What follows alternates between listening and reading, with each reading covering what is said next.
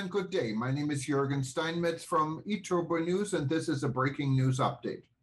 For more news updates and shows, please go to youtube.com/travel news group. youtube.com/travel news group. Here's our update. Moderna CEO, COVID-19 pandemic will end in mid-2022. If you look at the industry-wide expansion of production capacities over the past 6 months, enough doses should be available by the middle of next year so that everyone on this earth can be vaccinated. According to Stefan Bancel, the situation with COVID-19 will eventually become similar to the one with flu. Moderna's COVID-19 vaccine is approved in around 100 countries, while also being one of 3 drugs used in the immunization campaign in the U.S.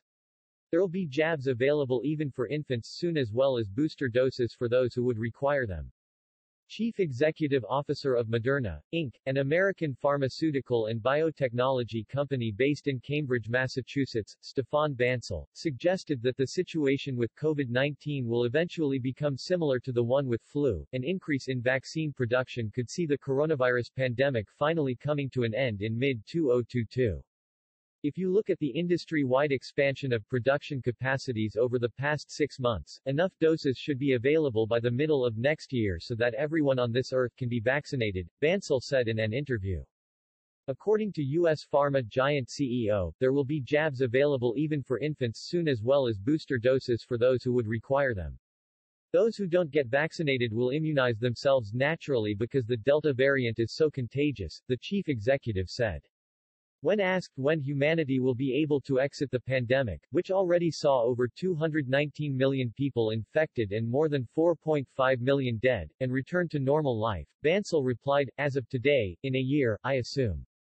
Moderna's 2-dose COVID-19 vaccine is approved in some 100 countries, while also being one of 3 drugs used in the immunization campaign in the U.S.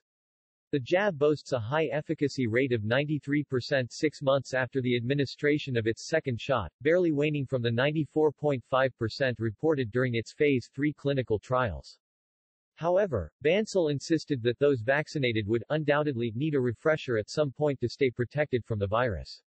He said he expects younger people to get a booster shot once every 3 years and older people once a year. Moderna's booster contains half a dose of the active ingredient compared to the original injection, which provides the company with a further opportunity to increase production, he said. The volume of vaccine is the biggest limiting factor. With half the dose, we would have 3 billion doses available worldwide for the coming year instead of just 2 billion, Moderna CEO explained.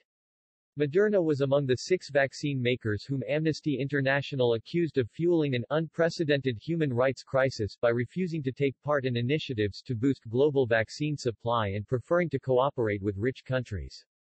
According to Amnesty International's report, the U.S. company, together with the likes of Pfizer-BioNTech, Johnson & Johnson, AstraZeneca and Novavax, were to blame for the fact that out of 5.76 billion doses administered worldwide, just 0.3% have gone to low-income nations.